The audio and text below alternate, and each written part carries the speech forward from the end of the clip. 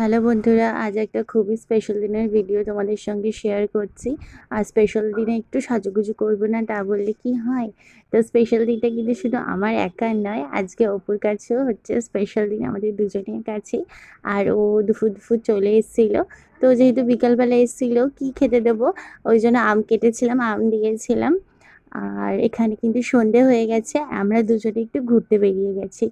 তো স্পেশাল দিন বলছি, স্পেশাল দিনটা এই কারণেই, কারণ আজ আমরা দুজন একসঙ্গে আছি। সেটা কিন্তু দেখতে দেখতে 3 বছর কমপ্লিট হলো। ওকে কিন্তু আমি 3 বছর আগে থেকেও চিনতাম, কারণ আমাদের দুজনের পড়াশোনাটা একই কলেজে।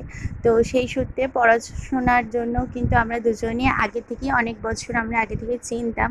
কিন্তু দুজনে একসঙ্গে চলার এই সময়টা কিন্তু 3 বছর হলো। তো তারপরে তো আমি ও গ্র্যাজুয়েশনটা